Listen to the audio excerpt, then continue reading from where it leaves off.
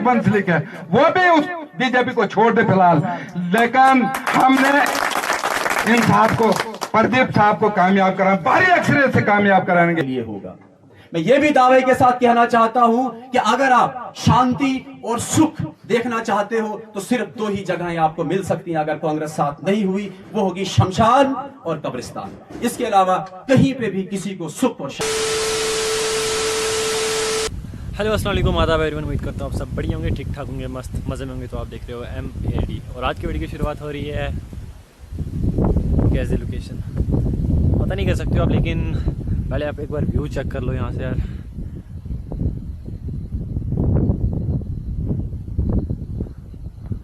वो वहाँ पे आ गया अपना चिनाब, ये व्यू चेक कर लो आप। और अभी मैं हूँ मरमत में। तो आप सोच रहे होंगे कि मरमत में क्यों, मरमत में क्या है, तो मैं बताता हूँ आपको। लेकिन अभी रुको, ये वीडियो बच्चों के लिए भी है, बड़ों के लिए भी है, बूढ़ों के लिए भी है, लेडीज़ के लिए भी है, गर्ल्स के लिए भी, सब के लिए है।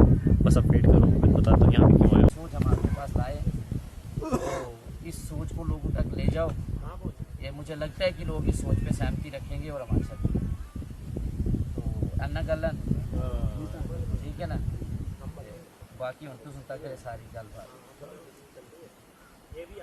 बाकी हकीकत अन्य है सर, पार्टी है बहुत झूठ और लेबर पार्टी फुल चली किसी क्या करूं लेट होने ते हैं हां हम ले आगे बाड़ी रोड तरका तो मैं पहुंच चुका हूँ मेन लोकेशन पे, जहाँ पे मैं आपको दिखाने वाला हूँ थोड़ी सी क्लिप। पहले वो करो और इस स्टेट का दर्जा वापस लाओ। हमें बहुत जरूरत है और दफा 370 की जरूरत हमें है और 35A का हमें जरूरत है, क्योंकि हमारे बच्चे इस वक्त पढ़े लिखे घरों में बेकार हैं। आप ही लोग कोशिश करेंगे, हम आप तक हम अपनी बात रखेंगे। जहां हमारी जरूरत पड़ेगी हम आपको फोन करेंगे, जहां जरूरत पड़ेगा आपको आना पड़ेगा। लेकिन थोड़े दिन रहे, मेहनत की जरूरत है, हम मेहनत करेंगे, रात दिन मेहनत करेंगे। हर एक जो भी इस वक्त बीजेपी से मुंसलिक है वो भी उस बीजेपी को छोड़ दे फिलहाल। लेकिन हमने इन साहब को, प्रदीप साहब को कामयाब करा, भारी अक्सरियत से कामयाब कराएंगे। अगर हमने कामयाबी करनी है इस स्टेट की, तो अगर हमने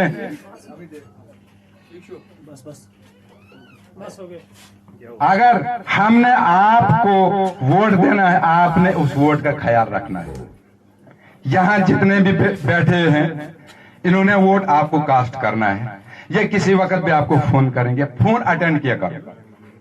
जब भी MLA बनता है फोन उसके किया जाता है, फिर फोन अटेंड नहीं होता। अगर वोट दिया मैंने, मुझे भी हक आपको फोन करने का, जब नहीं आप उठाओगे फिर दुख होता है यार, वोट दे के भी हमारे वोट की औकात कुछ नहीं है। ये वोट की औकात हमारे MLA जनाब पहले जो रहे मजीद साहब वानी ने, इस वोट की कीमत उसने हमको बताया, हमारे वोट की कीमत क्या है।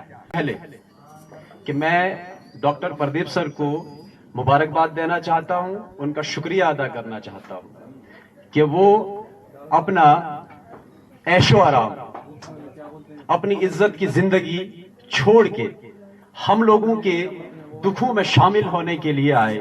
उसके लिए तहे दिल से शुक्रिया सर।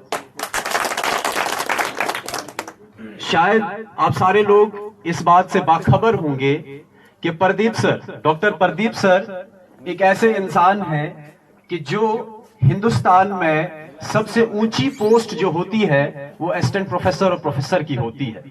इससे बड़ी सैलरी किसी भी पोस्ट की नहीं होती है, चाहे वो IAS हो या IPS हो। तो ये वो लोग हैं कि जिन्होंने अपनी वो पोस्ट छोड़ के इस मरमत के लिए, जिस मरमत में हमने सिर्फ ये देखा कि मैंने बहुत सारी ऑब्जर्वेशन करने के बाद एक शेर मुझे मिला जो मैं आपके सामने अर्ज करना चाहता हूं। वो ये था कि कितने ही परवाने जल के राख हो गए, ये राज जानने के लिए कि ये शम्मा जलने के लिए है या जलाने के लिए। बहुत गहरा शेर है। शम्मा जो होती है, आपने देखा होगा कि जब कोई कैंडल जलती है अक्सर हम उसको जलाते हैं रोशनी के लिए, लेकिन जो परवाने होते हैं, छोटे मोटे कीड़े जो होते हैं, वो उस रोशनी को देख के आते हैं और कई बार अपना आप जला देते हैं। तो इस शेर का मतलब यह है कि इस मरमत में मेरी ऑब्जर्वेशन ये बोलती है कि इस मरमत में आज तक जितने भी इलेक्शंस हुए डोडा कॉन्स्टिट्यूंसी के साथ, तो डिसाइडिंग वोट जो होता है वो इसी मरमत की धरती से होता है। लेकिन मैं इस मरमत की धरती के लोगों को बोलना चाहता हूं कि आप लोग इस शेर का मतलब समझो। हम अभी भी ये समझ रहे हैं कि जो शम्मा हम जलाते हैं उसका मकसद होना चाहिए था हमको रोशनी दिखाना, हमको अंधेरे से बाहर निकालना। लेकिन अगर वही शम्मा हमको जला दे, जैसे कैंडल परवानों को जला देती है, तो कोई मकसद नहीं है हमारा फिर किसी को वोट देने का। मैं रेफरेंस देना चाहता हूं, इससे पहले 10 सालों से 2014 से हमने देखा कि हमारे यहां पे जो भी सरकार रही, मैं हिंदुस्तान का डेटा नहीं बोलना चाहता हूं आपको, आप जिस गांव में इस वक्त खड़े हैं प्रदीप सर, ये मरमत का एजुकेशन के हिसाब से हब है, एक छोटा सा गांव है। लेकिन यहां पे देखेंगे आप कि 3 या 4 असिस्टेंट प्रोफेसर यहां से हैं, 5 लोग यहां से पीएचडी है, और कोई घर खाली नहीं होगा जहां से बीएड और एमए किया हुआ बच्चा नहीं मिलेगा आपको। लेकिन मैं दावे के साथ बोलता हूं कि 2014 से हम गिन के बोल सकते हैं, उंगलियों की टिप्स पे गिन के बोल सकते हैं कि हमारे यहां से कोई मुलाजिम लगा होगा। हमारे बारे में किसी ने इस वक्त नहीं सोचा। आप देखोगे कि दरिया के पार वाला जो हिस्सा है उसमें रोड्स का जाल बिछा हुआ है, 3-3 घर के गांव जो हैं वहां पे रोड गई हुई है। लेकिन हम इस मरम्मत को देख रहे हैं कि यहां पे सेउट जैसा एक इतना बड़ा इलाका है जहां तक रोड नहीं पहुंची। ये वो रोड्स हैं जो 2014 से पहले सैंक्शन की गई हुई रोड्स हैं। उसके बाद यहां पे किसी ने अभी तक कुछ नहीं किया। मैं सुनता हूं, उन लोगों के दावे सुनता हूं जो ये बोलते हैं कि हमने जी आपको नेशनल हाईवे दिया है। नेशनल हाईवे हम पे किसी ने एहसान नहीं किया है। ये असर जट्टी वाला जो एरिया था, ये सिंकिंग एरिया है, ये दरिया में जा रहा था, तो डिफेंस रोड हमको यहां से मिला है। लेकिन करतूत यहां की हुकूमत की ये है कि 2014 से हम जो देख रहे हैं, एक टनल हमारा है उसको 3-4 बार अभी तक रिटेंडर किया गया। उसमें भी कितनी करप्शन हुई, वक्त आएगा। मैं चाहूंगा कि अगर इस तरह के पढ़े लिखे लोग अगर हमारे एमएलए बने, एक आरटीआई लगने के बाद आपके सामने सारी करप्शन सामने आ जाएगी कि किस तरह से कहां के नंबर और किस तरह से किसकी पोजीशन कहां के बढ़ा के कितना मुआवजा बढ़ाया गया है। ये हमारा पैसा था, ये गरीबों का पैसा किन अमीरों को दिया गया, उसमें लोग कितने मुलविस थे। और हम लोग कहते हैं कि हमारे यहाँ पे डेवलपमेंट हो रही है। किस चीज की डेवलपमेंट? 2014 से कोई मुलाजमत नहीं है। 2014 से कोई भी रोड का कोई भी एक हिस्सा नहीं बनाया गया। इंफ्रास्ट्रक्चर के नाम से जीरो है। मैं ज्यादा नहीं कहना चाहूंगा, सिर्फ इतना सा कहूंगा कि मैं मुबारकबाद देता हूं आप लोगों को, जो लोग आप यहां पे आए हो। आप लोग शराब की थैली में बिकने वाले लोग नहीं हो। आप लोगों को मुबारक। आप वो लोग हो जो अपना ही पैसा आपके अकाउंट में 2000 की शक्ल में आता है, आप उसके नाम से बिकने वाले लोग नहीं हो। आप लोगों को मुबारक।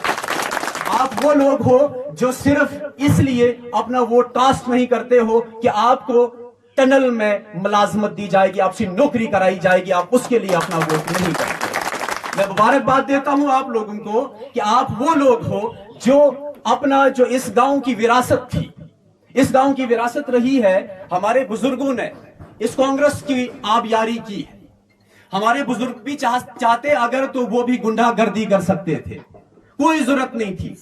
इस तरह से कांग्रेस के अलावा और भी पार्टियां यहां पे आ सकती थी, वो भी इस तरह की गुंडागर्दी अपनी कर सकते थे। लेकिन उन्होंने एक विरासत बना के रखी, तब जाके ये मरमत में ये बाड़ी का गांव जो है ये एजुकेशनल हब बना। ऐसे ही नहीं बना। तो आप लोगों को मुबारक है कि आप अपने बुजुर्गों की वो विरासत जो है वो संभाल के रखे हो, कि आज भी आपने कांग्रेस का ही साथ देना चाहा।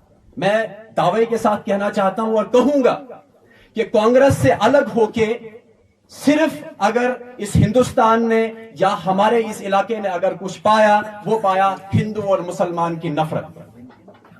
और हमारे बुजुर्गों ने और इस कांग्रेस ने, मैं 1947 का अगर आपको रेफरेंस दूं कि यहां पे हिंदुस्तान में जब कांग्रेस ने अपना राज शुरू किया, वो अगर इस तरह की अंग्रेजों की वो पॉलिसी अपनाते तो शायद आज वो लोग नहीं होते जो हमको सबक सिखा रहे हैं कि कांग्रेस जो है वो देशद्रोही है, कांग्रेस जो है वो एंटी हिंदू है या एंटी मुस्लिम है। मैं रसूख के साथ कहता हूं, मैं डॉक्टर पीएचडी हूं हिस्ट्री का। मैं रसूख के साथ कहता हूं ये कांग्रेस ही थी कि जिसने हिंदुस्तान की अब तक की हिंदुस्तान की अब तक की जो ब्रदरहुड बची हुई है, हिंदू मुसलमान जो यूनिटी बची हुई है, वो कांग्रेस ने ही बचाई है। तो आप लोगों को मुबारक है कि आज आपने फिर उसी कांग्रेस का हाथ थामा है, जिससे फिर से हिंदू और मुसलमान की यूनिटी आएगी। मुझे आप लोग सब जानते हैं कि मैं एक्टिव पॉलिटिक्स में कभी भी हिस्सा नहीं लिया, लेकिन एक ऑब्जर्वर होने के नाते मैंने जितना ऑब्जर्व किया यहाँ पे, वो मैंने ये किया कि ये वो गांव था कि यहाँ पे अगर किसी हिंदू की डेथ होती थी तो मुसलमान जाते थे उसकी वहां पे शमशान तक लकड़ी देने के लिए। एक मुसलमान अगर मरता था तो हिंदू आते थे मिट्टी देने के लिए। लेकिन 2014 से हम देख रहे हैं कि मेरे दोस्त, मुझे अफसोस जो सबसे बड़ा है वो ये है कि मेरे दोस्त जो हिंदू हैं और वो हिंदू जिनके दोस्त मुसलमान हैं, उनके बीच की रिफ्ट इतनी ज्यादा बढ़ गई है, इतनी ज्यादा बढ़ गई है कि ट्रस्ट नाम की चीज ही नहीं है। मैं कहना चाहता हूं आप लोगों से कि जिस वक्त हमारे इस बाड़ी में, हमारे इस इलाके में लोगों के पास पक्के घर नहीं थे, कच्चे घर होते थे, तो सवाल सिर्फ सफाई का होता था। जब हम उस वक्त अपने हिंदू भाइयों के घर सफाई नहीं होती थी तब जाके खाना खाते थे, आज उन्होंने घर अच्छे बनाए हैं, उनके घर में सफाई है, हमें क्या फर्क पड़ता है। यही बात हिंदुओं पे भी लागू होती है कि अब तो कोई परवाह ही नहीं है। आपने तो इतने मुश्किल समय में साथ दिया है मुसलमानों ने हिंदुओं का और हिंदुओं ने मुसलमानों का। आखिर कौन सी बात हुई आप लोगों के बीच में कि आप इतनी नफरत करने लग गए हो एक दूसरे के साथ। ये चीजें खत्म करने का वक्त है। मैं अपील करना चाहूंगा आप सब लोगों से कि आप कांग्रेस का हाथ थामे और इंशाल्लाह हम एक वक्त फिर से दोबारा देखेंगे जब हिंदू मुसलमान की नफरत नहीं होगी।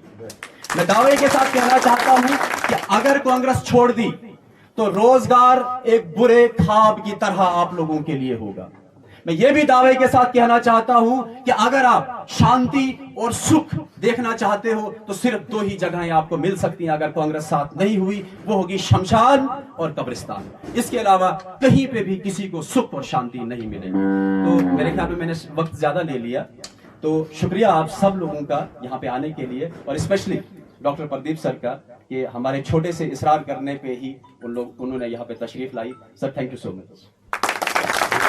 नकली शराब, नकली शराब, असली शेर, असली शेर, असली शेर, नकली शराब, नकली शराब, नकली शराब, असली शेर, असली शेर, असली शेर, प्रदीप साहब जिंदाबाद, प्रदीप साहब जिंदाबाद।